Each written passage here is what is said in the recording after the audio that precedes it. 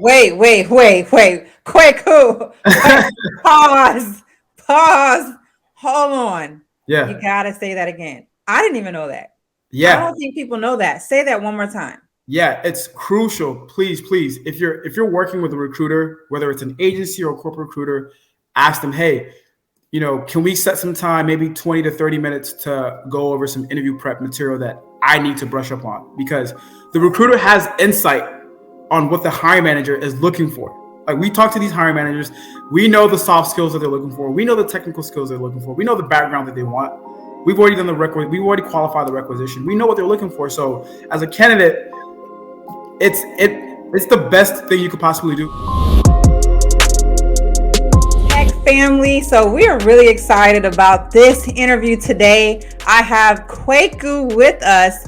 He is a recruiter, and guys, you want to stay tuned all the way till the end of this video because he is going to give you some gems. I mean, we talked before this interview and I'm like, okay, we got to get started. We got to give this information to our community because we know that landing a job is so critical, it's so important. And a lot of times it's a lack of information. Like, we really don't know, how do I land a job? So today we're going to be talking about interview tips. We're going to be talking about using LinkedIn to get a job. We're going to talk about everything, the layoff situation. So you want to stay tuned till the end. Be sure to like and subscribe. So let's get straight to it. Kwaku, how are you today? Tia, thank you for the lovely intro. It was really, really good. You might be estimating me a little bit, but I appreciate the intro, and I also appreciate your husband, both of you two, just being awesome and making this, introduction for this interview. So I'm super excited. Happy to be here. So ready to rock and roll today. I'm doing good. What about you? I'm doing good. I'm excited. Let's get to it. We want to know more about Kwaku. So can you tell us your story? Tell us where it all started and how you got to where you are today. Yeah, definitely. So I went to school at Stephen F. Austin State University, which is a school in Texas. It's in a small town called Nacogdoches. Population probably like 200, 300 people. Very small school. No, I mean, I'm exaggerating a little bit, but it was a small school. But I studied business administration there, so with an emphasis in human resources. So my long-term goal, honestly, was to work in hotel management. I don't know why, but that was just the career that I had planned out for myself. So after graduating, I moved to Arizona where my parents were, and I was looking for a job. I wasn't sure what I wanted to do with my life. I worked a lot of different sales jobs, hospitality jobs, just trying to figure out, what my purpose was in life. Because, at that time I was 22, 23. A lot of my friends had graduated working, in finance, working in, economics, all these great jobs. And I'm just like, man, I'm trying to figure out who Kwaku is, what I'm passionate about. So I was at a crossroads. It was like a really tough time for me during that time. So side note, one thing about me, I'm super, super passionate about music, like specifically hip hop. So it's just like a deep passion of mine. So one day, I was like, I want to work in music. I want to be like an A&R, working with artists and doing artist management. So I called one of my friends who lives in New York, right? At that time, he was working for MTV. And I was like, yo, I'm going to move to New York.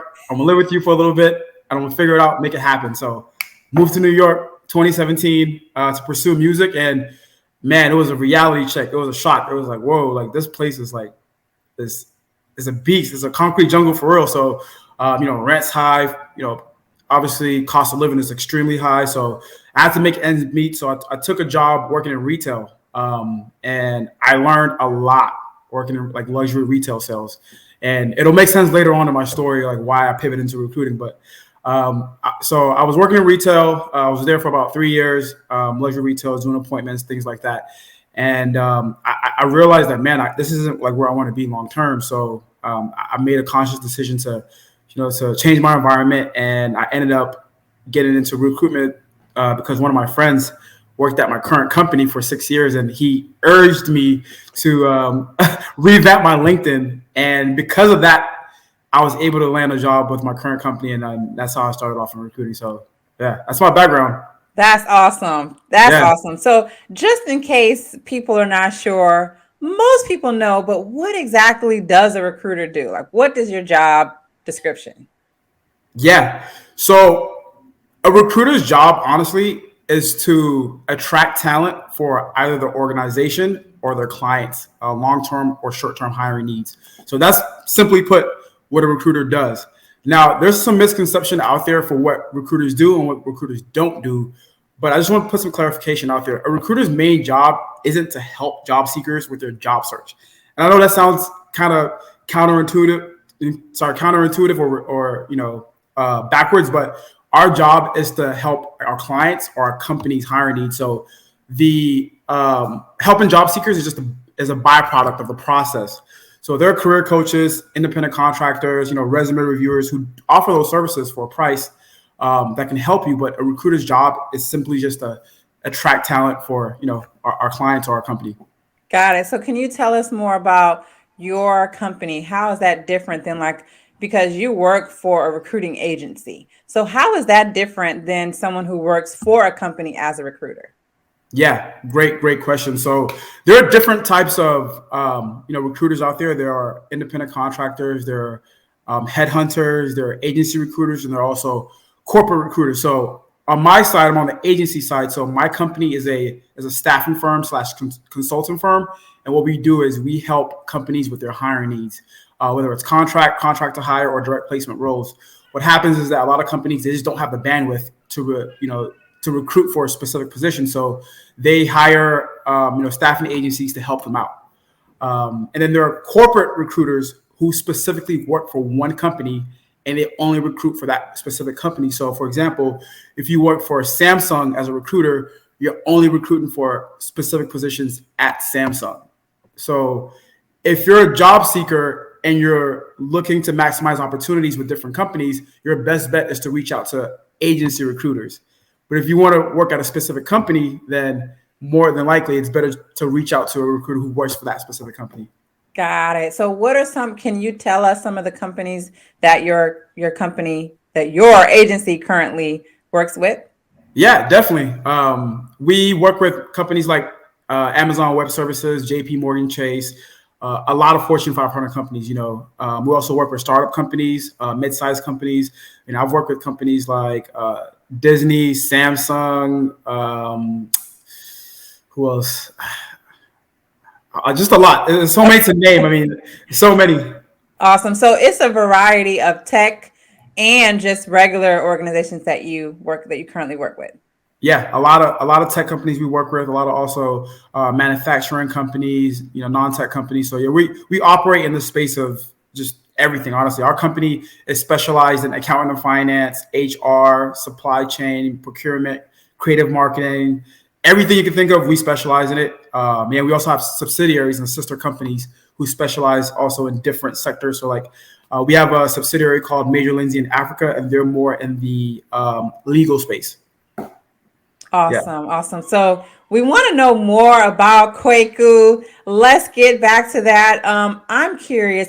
We talked about this before, but you got to tell our community, what is your why? So why recruiting? And, why did you transition into recruiting? I'm sure you were doing well in New York, working in high-end retail. So What made you want to transition? And then what's your motivation every day? What motivates you to do what you do?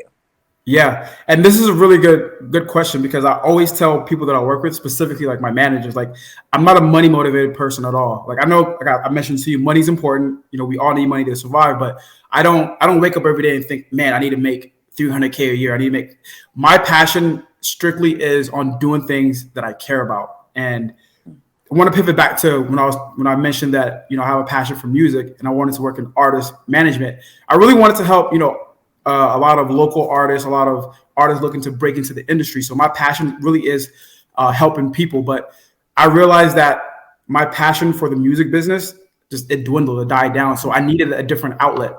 And I think recruiting, I didn't know my passion or my why for recruiting until after my first year, because I realized that, man, when I was, 20, 21, and I was doing job interviews, I didn't know what the hell I was doing. I would go on interviews so clueless, and I'd be like, how come I didn't get the job? I had no idea what I was doing, because no one was giving me any insights, no, best practices, how to prepare for an interview, what to say, what not to say. So I was clueless. So my duty, honestly, as a recruiter, is to help every single candidate out. That's my passion. Anytime I talk to a candidate, I'm going to give you gems. I'm going to make sure that you get the job that you're looking for. So that's my why. I'm here to help people out. I love that. I love that. And I think that is what, when we chatted, that's really what the common ground was. We both want to help people. So that's why we're glad to have him on the show, because guys, he is going to give you just everything you would need to know from a recruiter. So let's get to it now. We're going to shift our focus to talk about specifically to our community and people who want to land a job. So first and foremost, the biggest thing I would say that people ask us about is the interview. So what are some tips that you can give people on how to ace their interview? Yeah. So number one thing is always preparation for an interview. You never want to go into an interview without information on the company that you're interviewing with. You want to know ideally what the salary range is for the position. Understand the job description. That's so important. A lot of times, you'll see a job description and it might be vague. You might not know there's additional responsibilities that you have to do. There might be traveling required for the role. There might be, certain certifications that you might have to have. So really do a deep dive on the job description and then align your resume to the JD.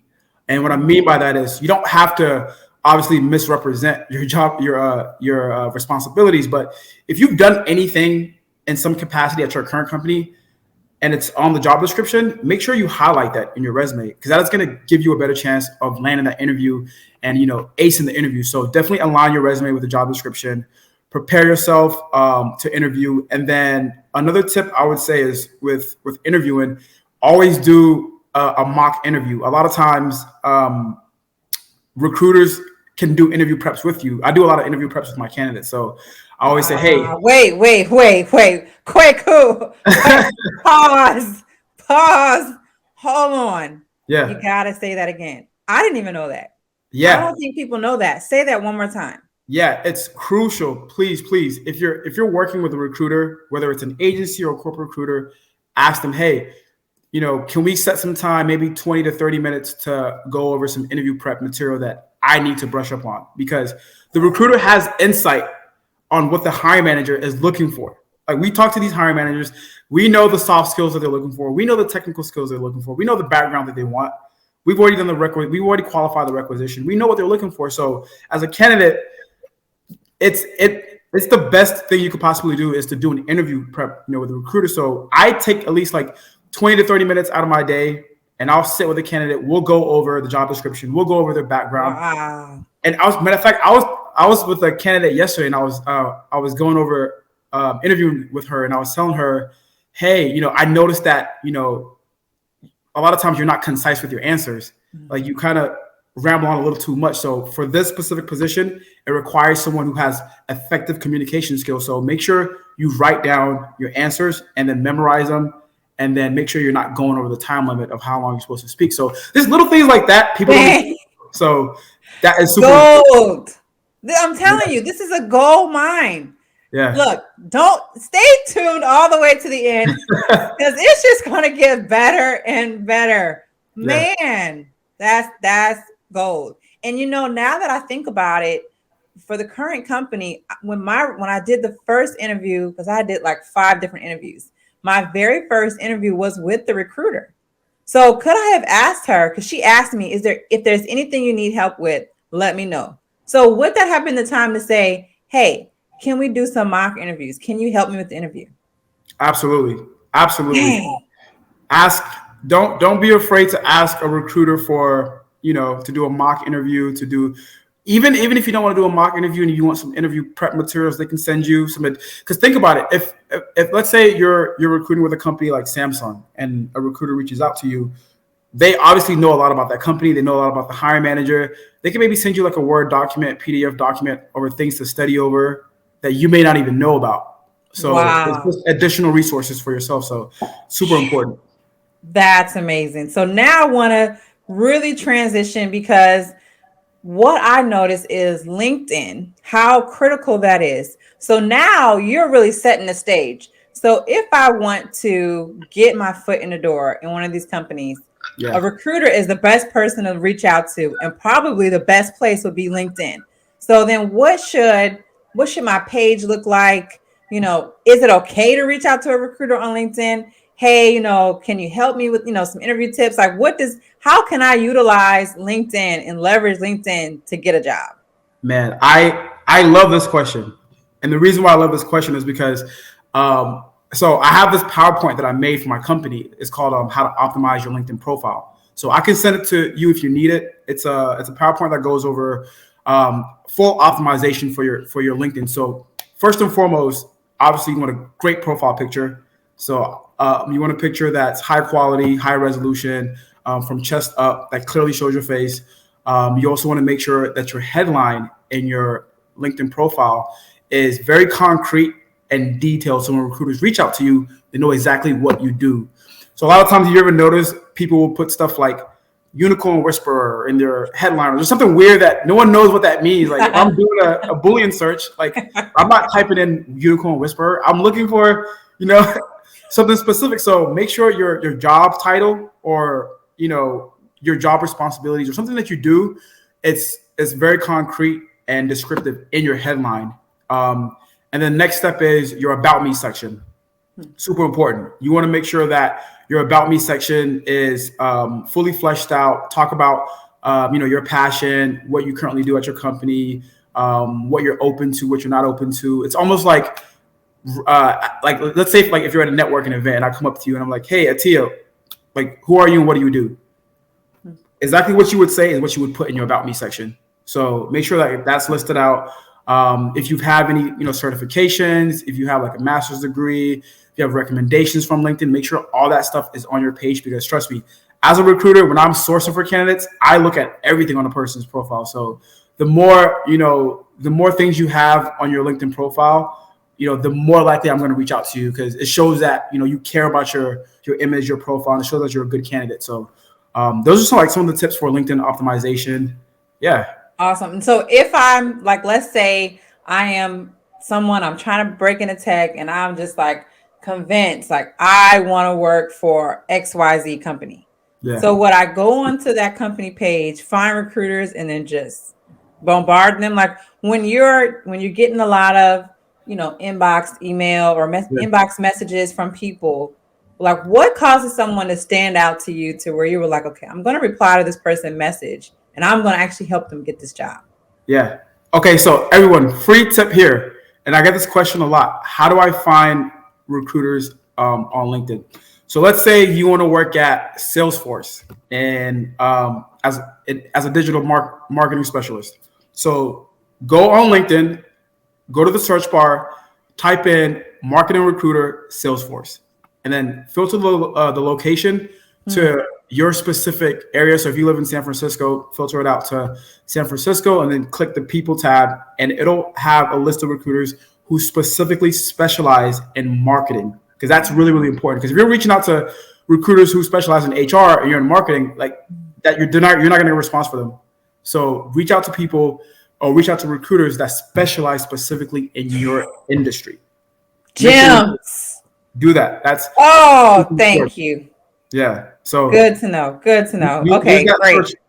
And then to answer your next question, you said, how do people stand out with messages? Obviously, recruiters I get hundreds and thousands of messages every day. I can't respond to everyone, but there are times where people send messages. I'm like, oh, that's a good one. I'm gonna respond to that one. So I've had people send me video messages. You can actually do video messages on LinkedIn. You can do audio messages on LinkedIn, so that's gonna stand out. But if you want to send a message, there's this really simple template. If you have access to LinkedIn Recruiter or the premium where you can send emails, you want to have a really good subject line. So subject line is super important.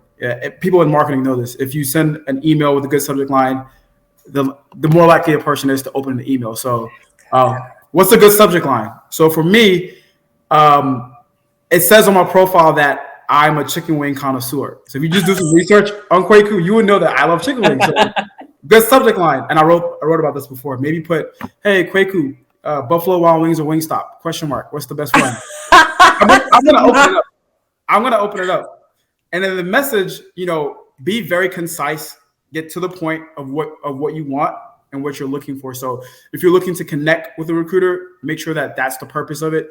If you're looking to, network, make sure that that's the purpose of your message. Make sure that you don't write a 5-paragraph page about your life, your story, where you want to be in the next 10 years. You live that 2 years. None of that matters. Get to the point. So, hey, Kwaku, I noticed that you're a recruiter at blah, blah, blah company. You specialize in this specific industry. My background aligns well with some of the job descriptions that I've seen at your current company's page. Wanted to see if we can connect about opportunities. Here is my availability for the week. Let me know what works best for you. Boom. Awesome. Simple, to the point, done. Awesome. Thank you for that. Yeah. Help us out, Kwaku. Yeah. So now we're going to talk a little bit about, and I've noticed this from LinkedIn, you see a lot of people, and you kind of notice that there's something going on with the workforce atmosphere right now, where it seems like recruiters are ghosting people. And I even have a very good friend who I've been trying to help her break into tech, and she went all the way to the very end of the interview process and then found out not that she didn't receive the job, but that they shifted their hiring process, and then they closed it and they were going to reopen it in March. And this is someone who's like looking for a job, like diligently searching. And so we get these conversations from people, and they're really frustrated with this atmosphere right now. What's going on? Why are recruiters ghosting people? You may or may not even know the answer to this, but how can someone bypass, the difficulties that they're having in finding a job? Like, what would your advice be to that? Man, and that's a really good question. And it's tough right now in the job market. And I know what it's like, because I've had bad experiences with recruiters when I was looking for a job. I remember I was trying to get a job at a company, and recruiter reached out to me. I didn't reach out to her. She reached out to me, and then we set up an interview. She doesn't show up to the interview at all. I'm like, that's weird. So then I email her. Yes. I email her. I'm like, hey, I don't know what happened, but, I'm open to reschedule. She hits me back. She's like, cool, let's reschedule for next Tuesday, blah, blah, blah time. Hop on again. She doesn't show up again. I'm like, yo, what is going on? Completely ghosts me, never, ever just reaches back out again. So I was like, man, this is crazy. So trust me, job seekers, like, I understand your frustration. It's super, super annoying to go through that. But one thing I want to say is I want to clarify like what ghosting is and what ghosting isn't, and then how we can help eliminate it or at least reduce it. So ghosting isn't when you reach out to a recruiter and they don't respond back. That's not ghosting. That's just they didn't reply back. They could be on vacation.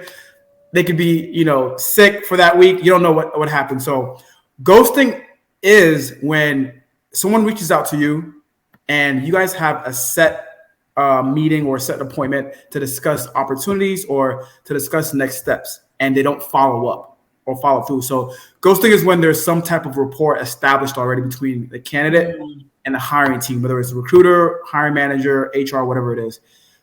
So that's what ghosting is. And then let's say you're going through the job hiring process. You're in like third rounds of interviews, and then you never hear back from the company. That's ghosting.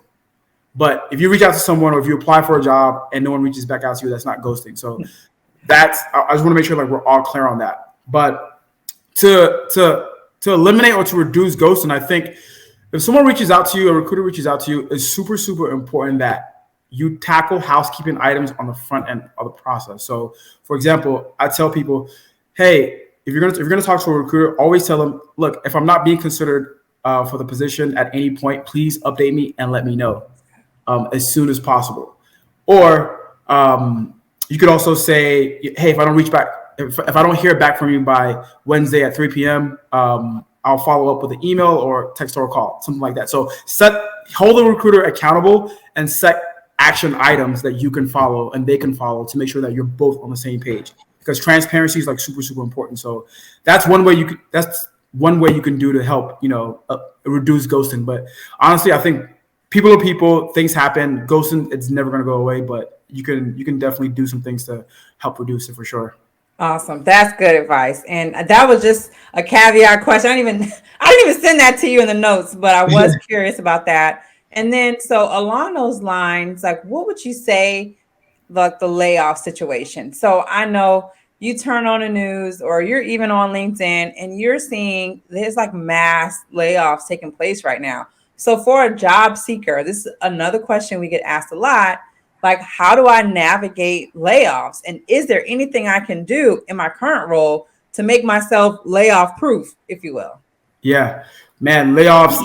It's been happening like crazy. I remember last year. I think Peloton was like the first company that was doing massive layoffs last year that I realized was like a huge company. So, and then other companies started following suit, and it really heavily affected the tech industry the most. I mean, great companies like LinkedIn, Amazon, Microsoft. Recently, Google just let off 6% of their workforce. So it's very disheartening to see a lot of people, great people too, like people in HR, people in marketing, people who essentially built the company. You know, seeing them let go. So that tells me that we're all honestly expendable. Our jobs are not secure all the time, no matter how great of a performer you are, how much tenure you've had. So number one, I think it doesn't matter if you're laid off or you're currently working. Number one thing is to always have relationships with recruiters, because you never know when that day might come where you might get that email that you're being laid off. So always build relationships, whether you're passively looking or you're actively looking. So I suggest to always have 2 or 3 good recruiters in your corner that can give you insights about I guess company culture, what the market is looking like right now in terms of salary, what positions are open right now, what the market looks like. So definitely build relationships with people. That's definitely going to pay off in the long run. And then in terms of just how to stay, I guess, layoff proof. I don't know if you can really stay layoff proof, but Right. you can definitely learn additional skills that can be transferable to different industries. So you know if you want to, let's say, if you want to learn some more project management skills, definitely ask your boss, your manager, to give you additional responsibilities that that can help you pivot if you need to. So that's some of the tips that I would give people that are definitely I guess either laid off or looking to maybe transition to a new industry if a layoff does happen. That's good. So now I'm thinking, okay, I'm in tech sales, I'm doing really well, but just to always be mindful of a backup plan. Yeah. So, you can go on LinkedIn and they have like training courses you could take. And then so do those training courses, stay in touch with people that that are recruiters, just always being mindful that anything could change at any minute. Yeah. And so what I hear you saying is that there are things that you can do. Of course, you can't prevent being laid off, but if Yeah. you just get in your role and you're comfortable, you just never know. So training and networking, that's good. That's good to know.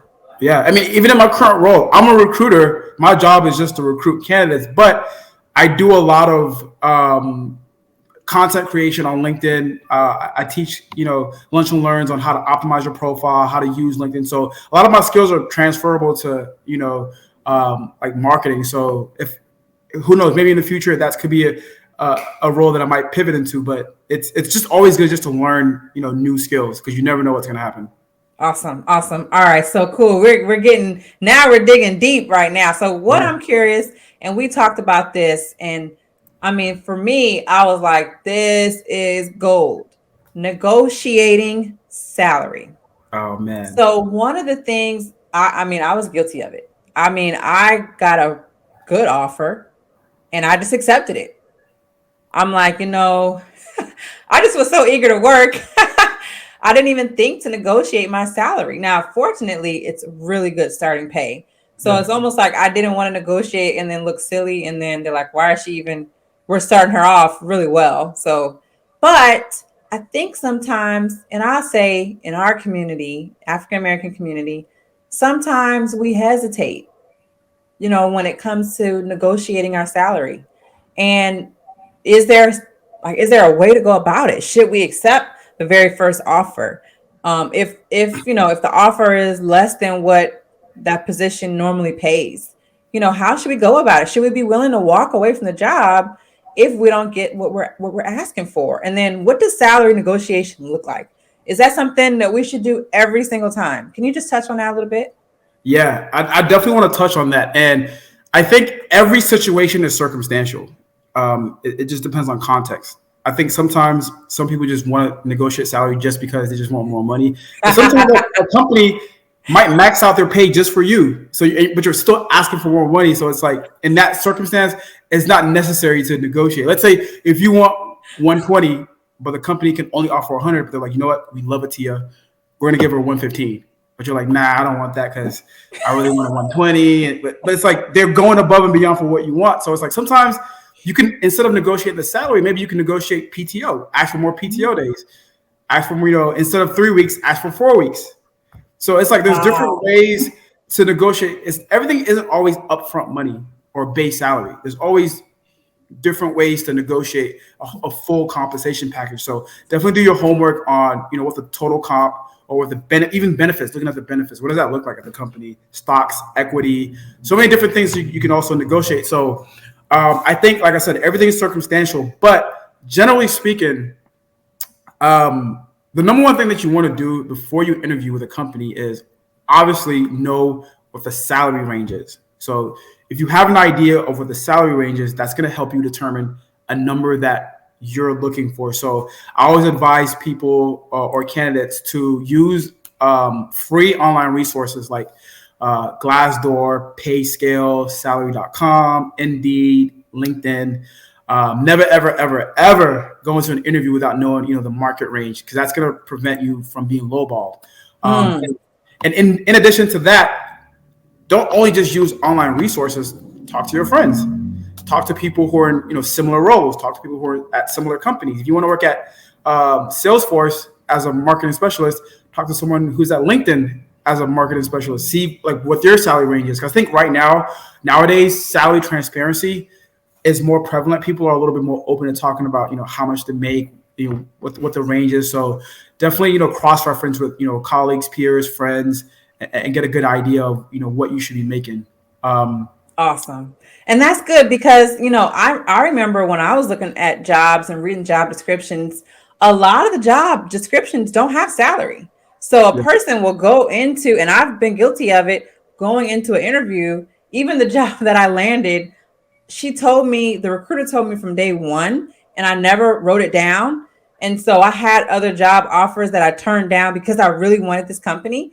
And I remember like at the very end when she sent me the offer letter, I'm like, oh, okay, that was how much, because I couldn't go back and find it. So like what you're saying is true. Like go online, do your research, and it's okay to ask because you want to, and I made that mistake. She told me, and I knew at the time, I remember thinking, oh, that's really good, but I couldn't remember what it was. So I'm turning down job offers and I'm like, I hope it's a good number. I hope I'm not messing this up. So it's okay to ask, like, what is the pay range for this position? And is it okay to ask, like, is that pay range negotiable? Can you ask that? Absolutely. And I also want to mention that it's okay to ask what the pay range is, but it's also how you do it. You have to ask with tact, because a lot of times from a recruiter's perspective, let's say if we're reaching out to a candidate and I'm like, hey, Atia, love your background. You look great for this position. Just wanted to chat with you to see if you're open to having an intro chat about this opportunity. And if the first thing that comes out of your mouth, if I message you, is what's the salary range? If you say just like that, I'm just like, okay, well, this person may not be the right fit because you're just only looking for money and you're not passionate about the role. Help us out, Kwaku. I don't know. So there's ways to ask, but so I think being tactful is really important. So maybe your response could be, hey, Kwaku, thanks for reaching out. Position looks awesome. It definitely aligns with what I'm looking for. But just out of curiosity, I'm looking for a salary range between X number and Y number. Does that align with the budget of the company? Right. So it shows that you're interested in the role, but you also want to be upfront and transparent about what you're looking at, so both of you are not wasting your time. Perfect. Yeah. Thank you. But be tactful. Thank you for that. Yeah. Awesome. So now I'm curious. So I know we've talked about this in our meetings before, but I really want you to share with our community, what about resumes? So how big of a role do resumes play? What type of things do you look for? What stands out in a resume? What if my resume is 3 pages long? Is that too long? Just give us some tips on resume writing. Yeah. I think, there's a lot of resume advice on LinkedIn, online resources, but a lot of times we hear that resumes shouldn't be more than, a page or 2 pages. Generally speaking, I think a page or 2 is good. Anything more than that, if you're like interviewing for a senior level, VP role, then maybe 3 pages, because that shows your extensive work history. But I think anything more than the past, 5 to 7 years is just, too much. So try to narrow down, your resume and make it concise and, to the point. So one mistake that I see a lot of people do is on their resume, they have these fancy, gaudy designs with like pictures, and the formatting is like so awkward. It's really hard to almost decipher what they did. Like the dates are awkward, so it's like I have to clean up your resume, and that's honestly just takes time out of my day when I can just be, talking to someone else. So make sure that your resume is formatted as simply as possible. Like, trust me, like the more basic it is, the better. Like simply, all you need is just your contact info, your name, location of where you're at, not your address, just city and state or metropolitan area. And then list out your experience, put your education on there, and then don't include the year that you graduated. Because a lot of times, people might. So what happens is that people might discriminate you or be ageist just based on, your graduation year. So if they see that, you graduated in 2020, that tells them like, oh, well, this person just graduated like a few years ago, so they don't have that many years of experience. So maybe this person isn't a fit for the role. Because recruiters, hiring managers, we're all people. We all have our own biases. Just being real. So make sure that your resume doesn't have any information that can cause any type of bias or discriminatory acts. So that's why you don't include your picture, because people like us, Black and brown folks, if, let's say if hiring manager sees that and they have an aversion to people like us, they might not, reach out to us. So don't include your what did I just say? Picture. don't include your picture. Don't include your graduation date. And then also one thing, this is kind of a slippery slope. It really just depends, but GPAs. So let's say if you are interviewing for a role that requires a GPA, then obviously put your GPA there. But if it's not required, you don't need your GPA. There's no point. Good. A 3.2 might be high to you, but the person looking at your resume might think a 3.2 is low. So you just shot yourself in the foot by including unnecessary information. Man, Kwaku. Man, this is good. Thank you for sharing that. So, and that's good because, I was looking at my own resume and I was like, man, it's simple in the formatting. It's not over the top, but it's not really basic. But at the end of the day, does it even really matter? Like formatting, is that even as important as the content? And from what you're saying, if I'm hearing you right, really they would just want to see the content that's on there. Content. That's literally all we care about. Recruiters look at resumes and make a decision in about 15 to 20 seconds. So if I look at your resume and I have to search for something, look for something, it's just too much. But if everything is right in front of me and I can just clearly see what you did, your experience, you highlighted your education, your skills, boom, it makes my job easier to reach out to you. So just guys, remember the purpose of a resume is to land you an interview. That's it. Nothing more than that. So make it as user-friendly as possible. Awesome. Man, this is good. So Kwaku, now what I'm guessing, the people who are watching this video, whether you're watching it live when it premieres, whether you're watching this in 2023, 2025, they're gonna want to reach out to you. Like, is that okay? Like, can people reach out to you? What's the best way to communicate? Let's say someone has a question. I know you get hundreds and hundreds of emails, but what if is everything you're saying on your LinkedIn page already? Like, what if someone wants more details? How do they get in touch with you? Yeah, definitely. So reach out to me on LinkedIn. My name is Kwaku Mponso on there. You'll see my name below here. So definitely reach out to me.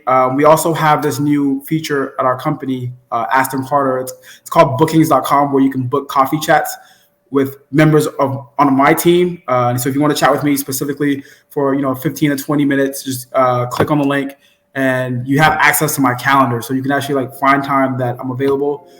We'll have a Teams call to go over, if you want to talk about resumes, you want to talk about, salary negotiation, or just opportunities that you're looking for in HR, because that's what I specialize in.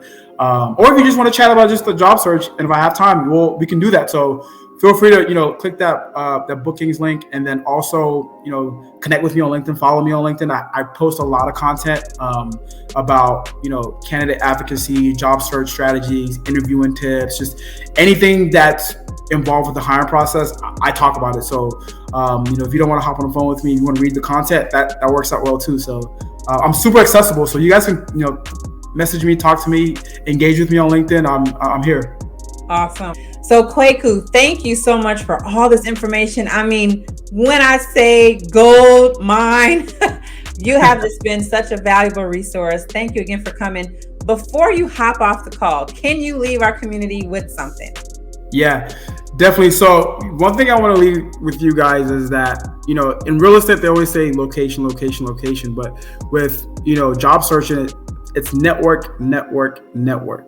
Your network is your net worth. So don't be afraid to network with, people on LinkedIn, build a community, reach out to recruiters, hiring managers.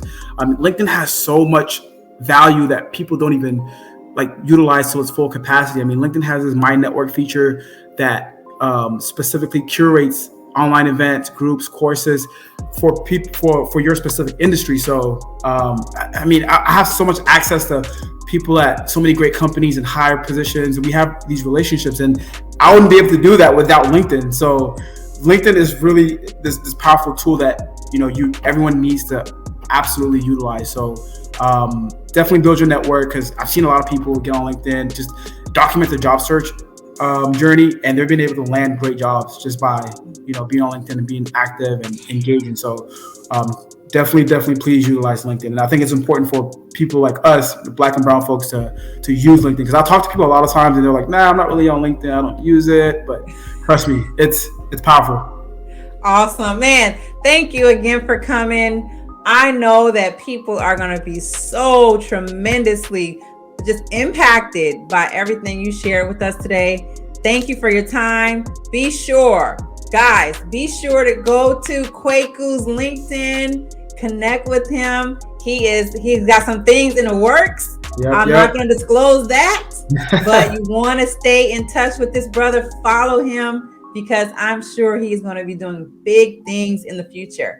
Thank you for coming. And to all of our Tech Journey community, again, be sure to like, comment, and share, and also subscribe. If you have not subscribed to this channel. We're so glad that you've been reaching out to us, and we're so excited to be a part of your journey into tech. We'll see you in the next video.